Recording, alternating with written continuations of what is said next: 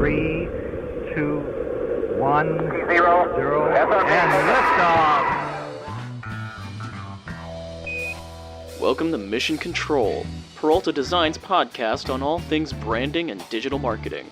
Since 2008, Peralta Design has launched hundreds of brands with award-winning identities and websites. Join our hosts Ramon and Jorge as they use decades of combined experience to tackle topics with past clients, industry partners, and the rest of the PD crew. At Peralta Design, we launch brands. But for now, let's launch right into this episode of Mission Control.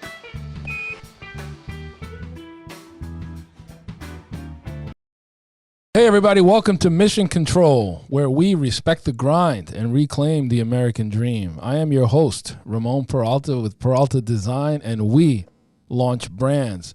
We've got a special guest here today in studio. He's one of PD's strategic partners.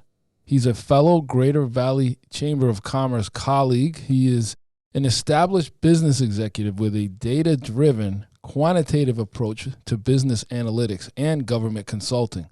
He's an advocate for business intelligence products. This guy's important, okay, and their necessary application to organizations of all sizes in a world where the term data is constantly evolving. The man knows data, and if you need a translator by the time this episode's over, don't feel bad. Many people do. Please help me welcome the founder of Tangible Analytics, Mr. Bryan Tamburrino. Perfect. That was a better introduction than I've ever given myself.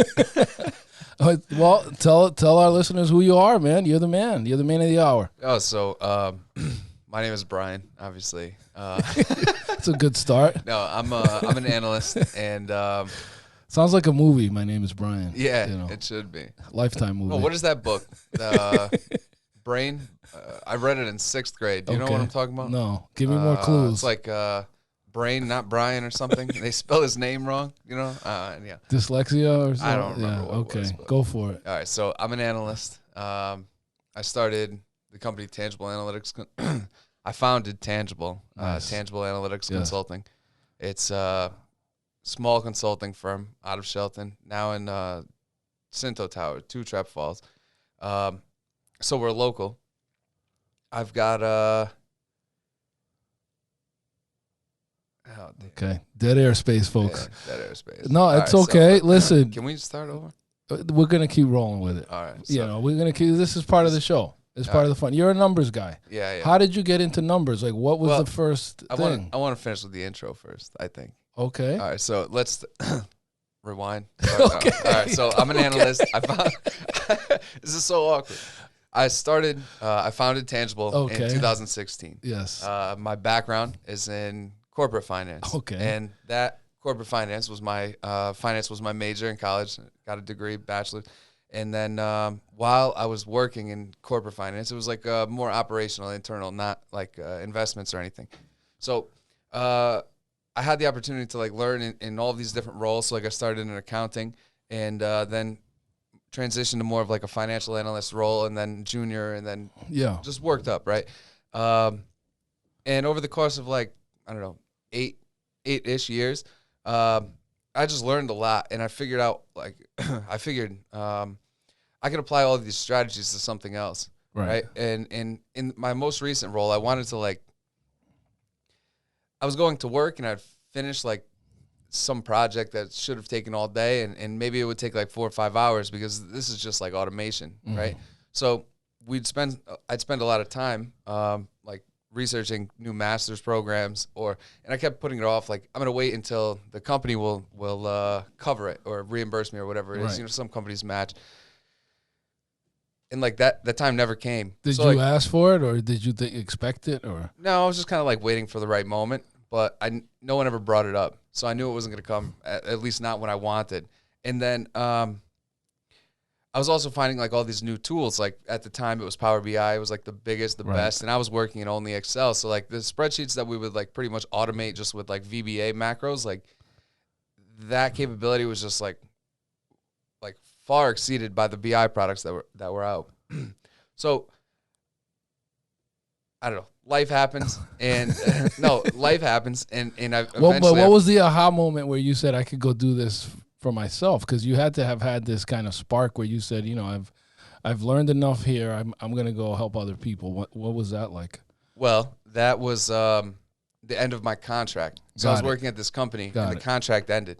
And it was like I could convert or I could figure something else out. And I was very unhappy. It was like I would finish in a couple hours. Yeah. Sometimes I'll take a nap. Like I was falling at work. Like I would fall asleep at work. Yeah, like it was like kind of bad, right? So like, but I would finish my work, so I would never get in trouble. You know what I mean? Right. But like personally, I just wasn't fulfilled, and it was like an hour and a half commute, and it was just all this stuff. So it said like, I'm not gonna do it. I could figure something else out. And when I was younger, I used to do a little like carpentry and stuff. So like, I was somewhat skilled, and I said, all right, I'm gonna go maybe do construction or like figure something like side jobs until I like figure something out. And I started doing that, and I was like, once like it's not really for me. Yeah, because now you're using your body versus your mind. Yeah, and I got a bad back. Oh no. Yeah, so I'm like, I can't be doing this. Yeah. No, and I put a plan together. Right. And just started it. Yeah.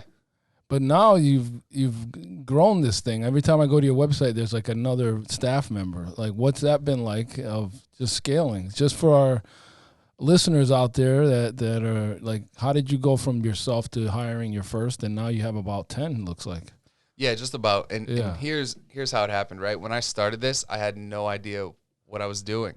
So I don't suggest anybody start like that. Like I learned a lot because I was forced to, right? But someone that like had more business experience, not just like working for somebody in a role, if I had more of like an understanding of how business worked, then I would have been able to jump in and get to maybe where I was at 2 years ago. Got it.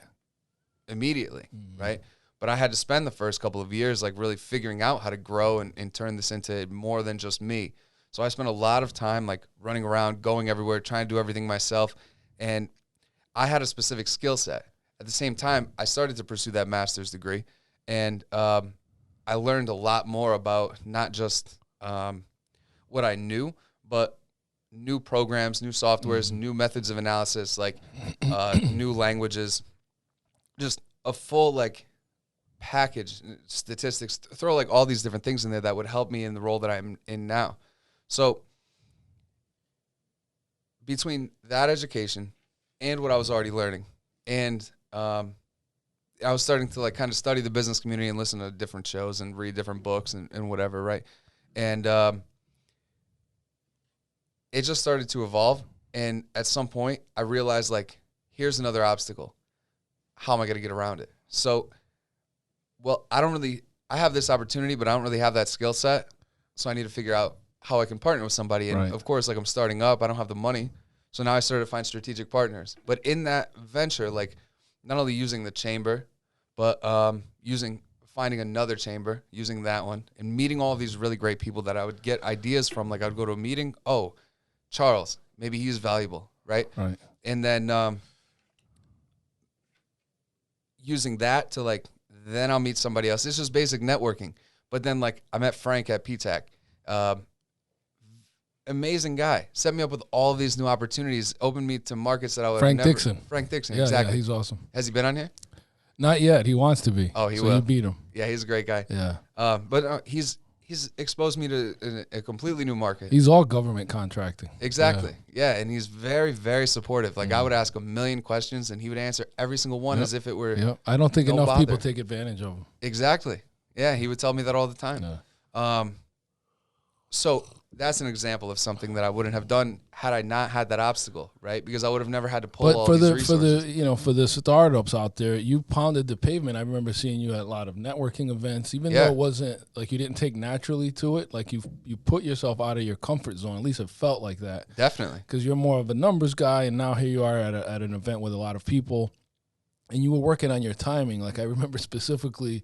Like you would just go, like two people would be talking, and then you would just come and like enter their space and be like, "I'm Bryan," and then have your pitch ready. But like you were really like most people wouldn't do that. Well, and you were like, "Hey, I'm gonna figure this out," and you've gotten better at it by doing so. I have, and I appreciate the compliment. But you're right. That was like I remember it was one time there was an event, and I wanted to talk to somebody, and I was standing. I don't remember which event it was at, but I was like standing around the outside, like waiting nope, they're back in the conversation, like waiting, right? And I did, but here's the thing: I am a numbers guy, but I'm also a people person. Okay. Right? I have the personality where a lot of people in my old role said, like, I don't know how you're behind this desk. Like, you're not made for behind this desk. And I think that was very true because I am conversationally good.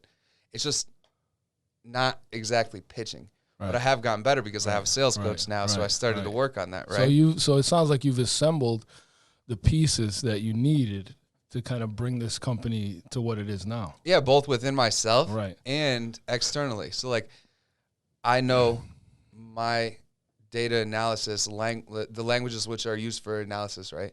But I don't know anything about software development, but I have a project that requires this.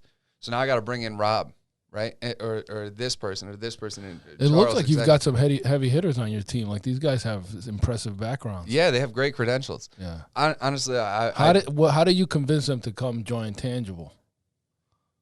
I mean, it's simple. Like, it's easy to convince them because I make great offers, right? It's like they know that they're not working with me all day. There's no like, it's not as if we start to work together. You can never do any other marketing role or project unless I approve of it, right? It's only we're collaborating on specific projects. I'm marketing you as a team member, so they're getting marketing out of me, and then I'm getting marketing out of them, right? But so these guys aren't W-2, like full-time Tangible employees. Not full-time, no. Yeah, they're more like consultants. Exactly. And part of your agreement is, I'm going to promote you onto my website as part of my team, and you guys will this will help you get opportunities on your own. Plus, I'm going to feed you some opportunities through Tangible. Exactly. Okay. Yeah. So it's that's a good formula. I think that's something that our listeners might appeal to them as they figure out, well, because part of this is the education of how did you do it, and how can and somebody listen in may be like, that's an approach I would take.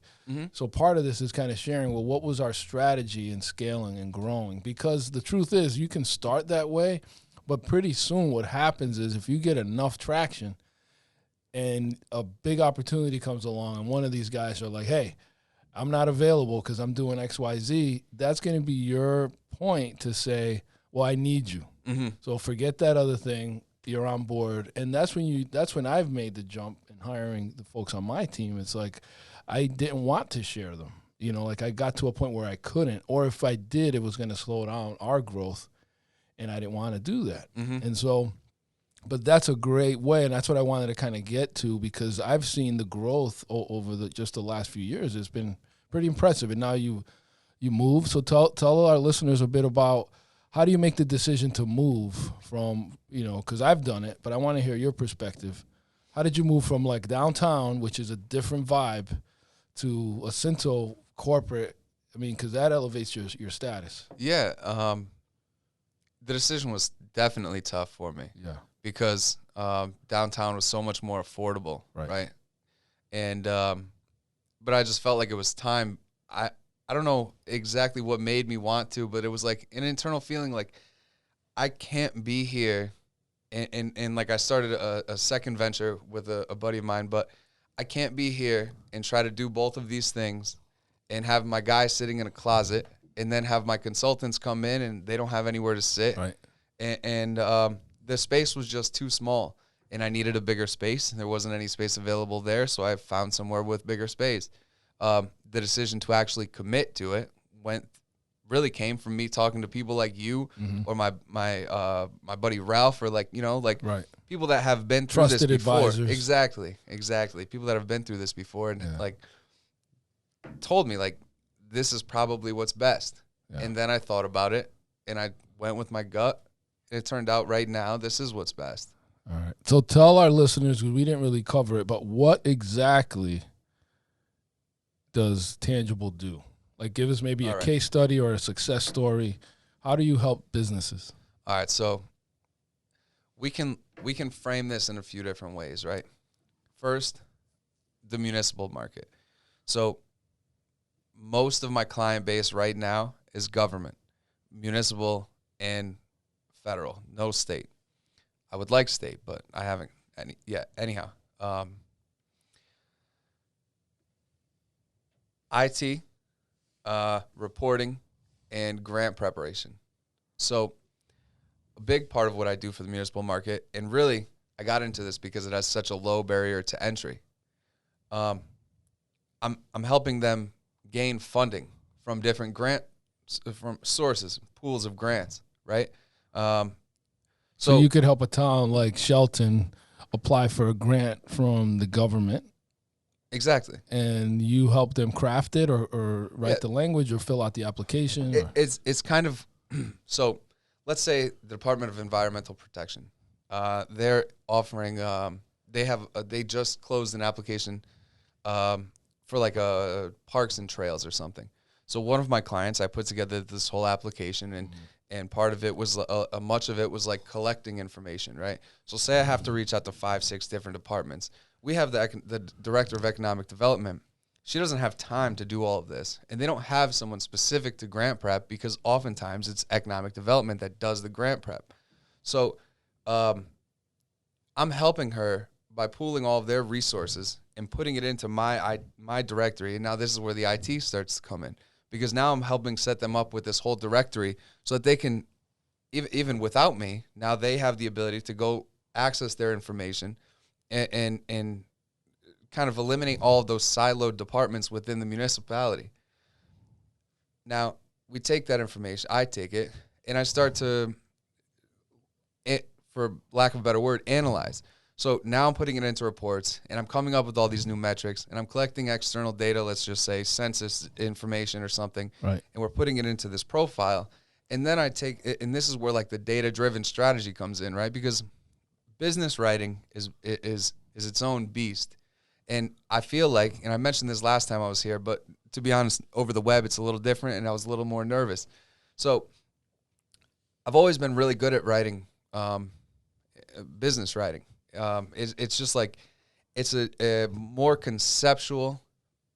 It's like, for me, it's like writing an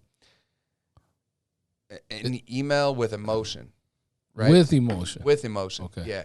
And at least that's how I've experienced it. So I take all of that information, I write, I summarize what the city activity, why we need this, and that's where the emotion comes in, right? Because oftentimes it's like, and especially in the nonprofit arena, they want to know why you care about the community. Why do you care about this trail?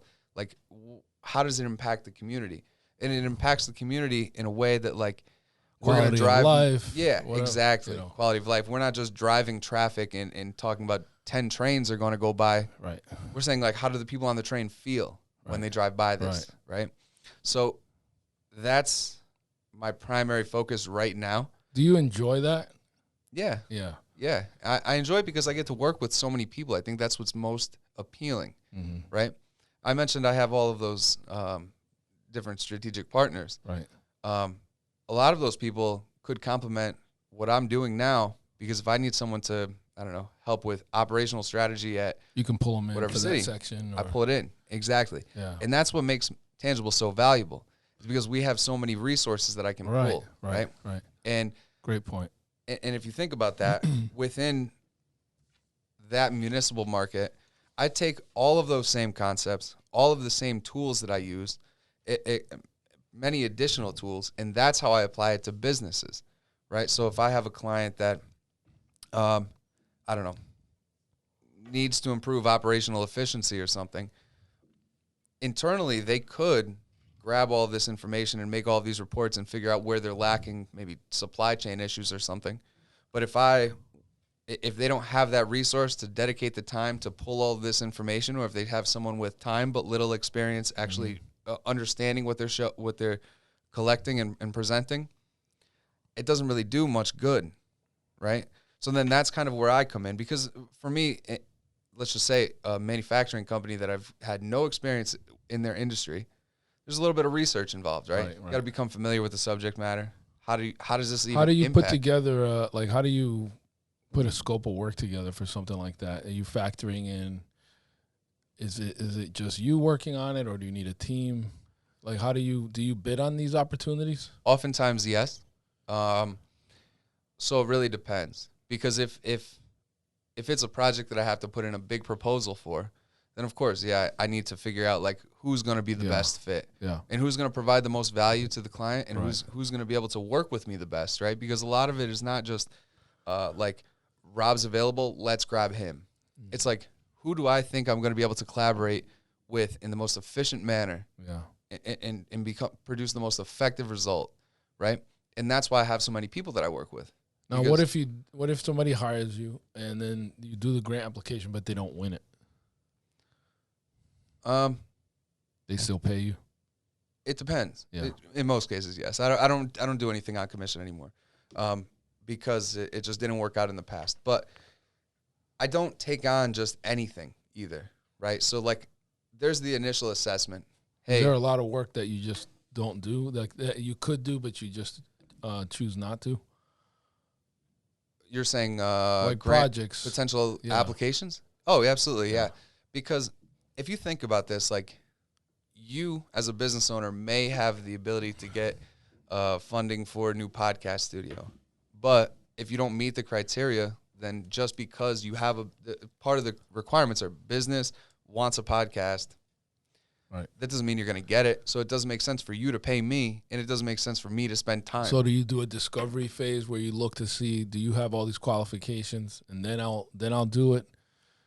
There's got to be an initial consult where you're kind of saying, what am I getting into, and what are the odds of winning? Exactly. And then you kind of size it up. Okay. Because if someone says, like, I want to support the community by delivering food, and we're going to deliver that food to homeless children, we've just touched on 4 points that really, like, people want to support those 4 causes.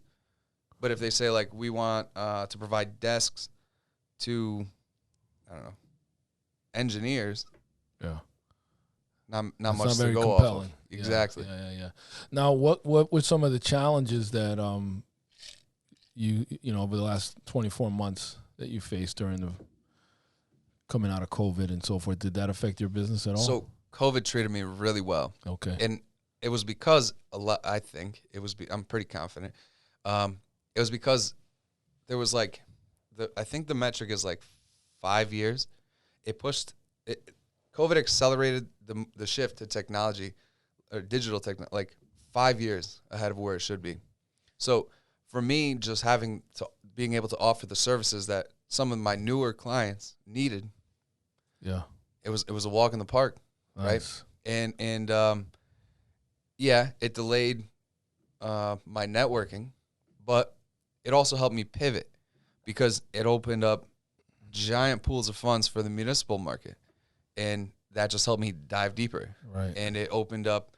Because a couple years ago, municipal wasn't like your main focus like it is now. Exactly. And it opened up the eyes of like some business owners. Yeah. Like now that we have to work remotely, I don't want to have to fax this paper anymore. Like we can't have a presentation. Maybe they're on Zoom now, but they're sharing a screen that shows what? Right, not everybody understands it. Let's talk about Zoho. How did that get on your radar, and how did you become a Zoho One partner? All right, so I told you when I first got out of that role, or was in the toward the end of my role in corporate America. Space, exactly. Yeah. I was interested in Power BI, so I was learning a little bit about that. But Power BI has a language that just, to me, is unnecessary. DAX. I don't. Kevin might know what you're talking about. I have no clue. I'm not familiar with it, but I've heard of it, mostly from talking to you about it. Yeah. Power BI. Yeah, and if you were to play around with it, like I'm sure Kevin's very familiar with SQL, and then you go play around with some DAX language, and it's like, this is just unnecessary, right? Things are backwards. There's no if command, like it's just unnecessary. So I was looking for other like tools that I was using. So one of the tools that I was using in what was it, at Quinnipiac? How did I forget the name of the school? I was in that master's program. I was using Tableau and another program called SAS, right? Statistical Applications. So I wanted to find those tools, just how like something that I was able to apply. An equivalent, exactly. but better. Something I was able to apply to businesses, right? Because not everyone needs this giant, like, bulky tool. Right. And I found Zoho, and I found another company called RapidMiner. And they're pretty much just like, I was looking for the ease of use, something that I can say like, hey, here's how to use it. Feel free, take off, right? Because not everyone needs a full-time analyst, and not everyone has it in the budget to bring an analyst on as a consultant. So I was trying to find something that I can just create a basic report. Ramon, this is for you, Right. and you just use it. Zoho was the company that I found that had a partnership program that was not Power BI, and the ease of use was there. RapidMiner, same thing. They're all drag and drop. I don't really use RapidMiner anymore because the technology and other applications have developed to that of like, we don't really need that feature. Yeah. But if I were doing like, now I just use like, if we were to need that feature, then I would bring it back probably because that's the only software that I could think of. But Zoho's, tell us a bit more. Zoho. It's Zoho One. yes, And they're overseas. They're what was it? Turkey, Istanbul, or something? yes, something like that. But they have I don't know where their headquarters is, to be honest. I think Okay. somewhere around there. But you're like an authorized partner. Reseller. Exactly. Because I get the e-blast from Tangible, and it's always like Zoho Analytics. But Yeah. it sounds like, and you know, it's no secret we were looking for a CRM, and that was an option. And it's almost like they have made their version of a lot of the more popular cloud-based applications. Mm-hmm. So they put together this really great suite of products, and it's like it's the CRM, Yeah. the analytics platform, all of this. At the time of me becoming a partner, I was only looking for analytics. I didn't know about anything else, so I became an analytics partner. But then in the period of time that I was like working with them, and they're developing all these new products, and I'm getting access to the beta versions, I'm saying like, okay, data prep is very valuable. The CRM, like, this is great. It was like the second CRM that I've ever used, and it was much easier to use than the one that I was using before, right?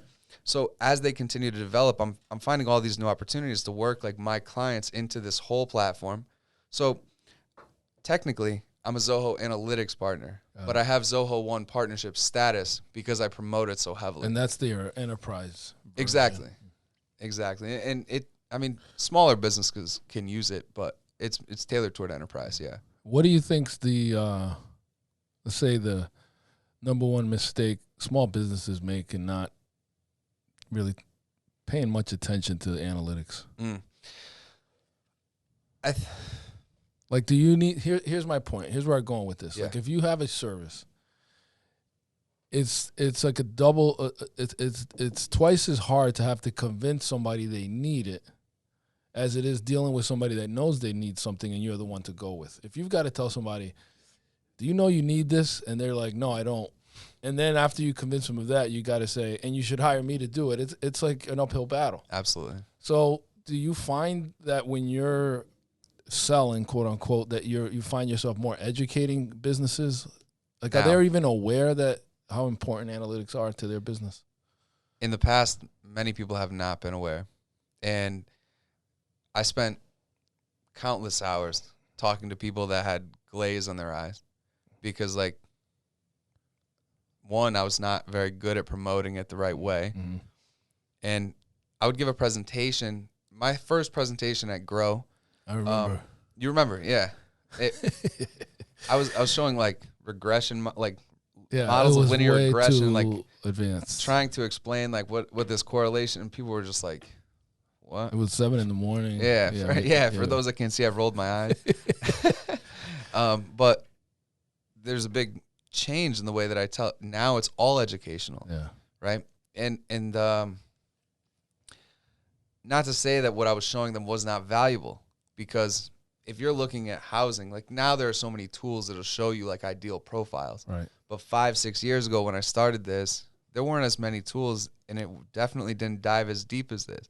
So if I were able to produce some model for a realtor who wants to buy a new house based on the data sets that I have access to, maybe they have just had a new child, just got a new job, something like that, and we create the ideal profile, now they would have known who to look for. Right. But because they passed it off, and now it's years later, they could probably just Google that, right? But at the time, that specific profile was very valuable, right? Do you understand?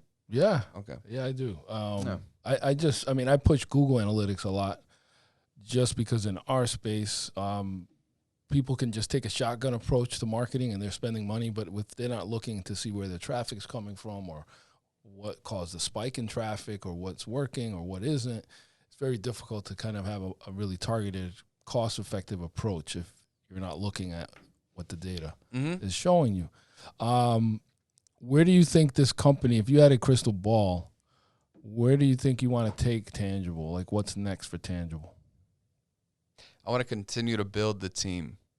I think that's most important, and find the right team of consultants so that we could start moving like more toward 100% collaboration, essentially me hiring them.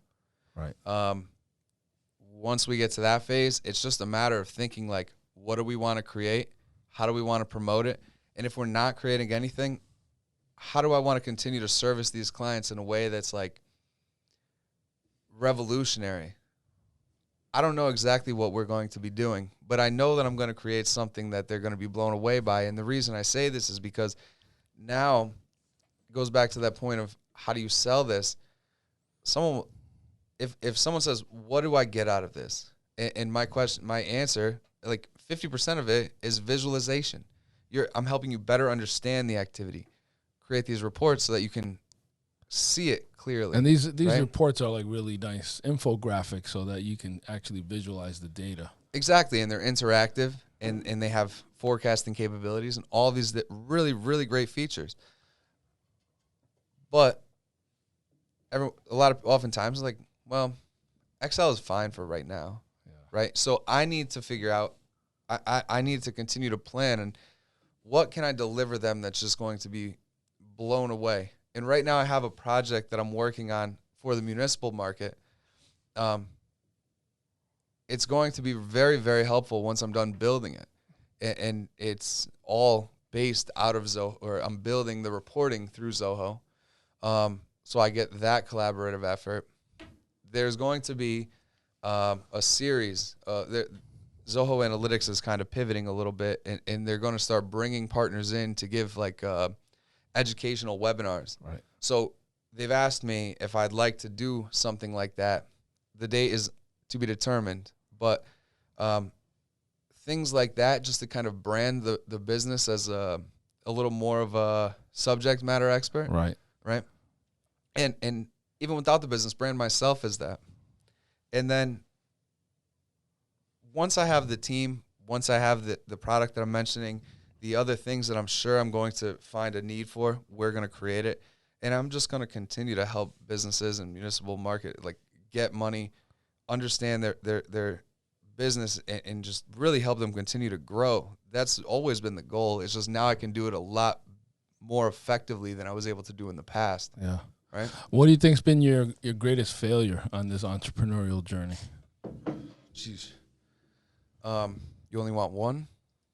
Okay. The greatest one. I think it was, Or where did you learn the most? I would say jumping into this without having maybe a coach or someone that I could have asked questions to.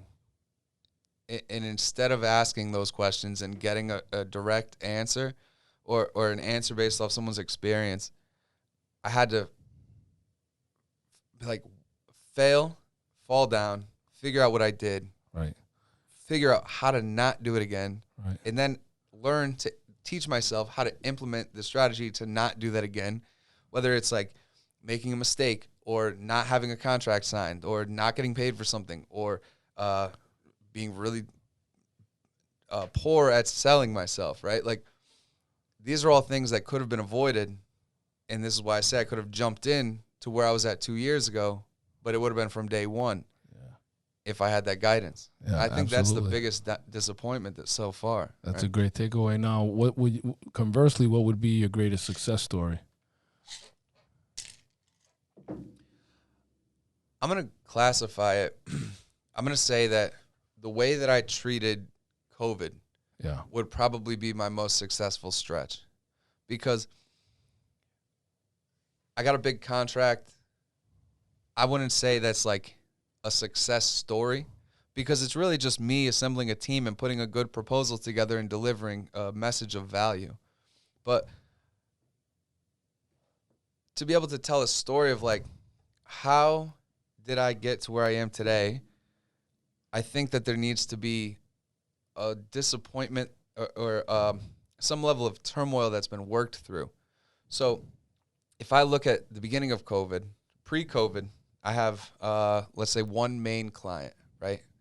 And when COVID hit, their manufacturer, so they were pretty impacted. My retainer with them was cut in half. And I don't think for more than 5 minutes I was like, oh, shit. It was just like, Just rolled with it. I know that I'm going to figure this out. Yeah. So I did. And I just kept working, and I kept putting way more effort into like the government stuff. I kept putting way more effort into polishing this marketing. Yeah. I brought somebody else in to work as my sales person full time. And there was just like so many things that I did to avoid giving up. And now, year and a half later, here we are, right? We pushed through it. I got a new office. I got a lot of new clients. I have a new strategy. I have a bunch of people that I surround myself with that make me better, right? Yeah, absolutely. Yeah. Now, what I know you do, you said you focus right now on municipal, but you've done some work with nonprofits. Are there any other type of clients that you're looking to meet up with, and then just share like how those clients could find you and what's the best way to contact you? Yeah. I'm really trying to get deeper. I think that the municipal arena is where I'm going to be, or at least, where I am most heavily now. At least who would be focused. Your point of contact at a municipality? Is it like economic development? Typically economic development, yeah. But what I want to do is I need to start getting deeper into the business market. Like I have business clients, and I want to start applying the value that I've showed them that this can create to a larger audience. Like we were saying before, networking for me was completely cut off during COVID, and then post-COVID, pretty much up until very recently, right? So I'm just trying to deliver a clear message of value to the people that I see now that's not in like some crazy salesy approach, no pressure. Just, this is what I have to offer. Here's how you could use it. I hope you take something away from it, And what's the best way for folks to find you or learn more or contact you? Well, you learn more at my website, tangibleconsult.com. I'd prefer you just text me or call. Please don't leave a voicemail. If you leave a voicemail, I'm not sure it'll be answered anytime soon. Phone number, you want me to give the phone number? Is that what you're getting Well, at? that would help. Oh, okay. It's 203-954-5121. Or you can email me, Bryan, with a Y, Bryan, at tangibleconsult.com. And lastly, fire up our entrepreneurs that are listening, because you've been, you've scraped your knees, you've been failing fast, but you remain on top of your game. What's a piece of advice you'd give to entrepreneurs out there listening? Have a plan. Absolutely. Have a plan. No, have a Absolutely. plan. I told you I failed so many times. It's because I didn't have the right plan. Or I thought I had a plan, and I convinced myself that it was like, this is the way that it's going to happen. And it was far from it. All right. And having a team of advisors around. So great job. Great testimony. Really proud of where you're taking this business. Thank you. And your perseverance. I think that's what I got the most out of. So thanks for being on our show, Bryan. Thanks for having me. All right. Thank you, everyone, for listening to this episode of Mission Control. Until next time, this is Ramon Peralta with Peralta Design, and we launch brands.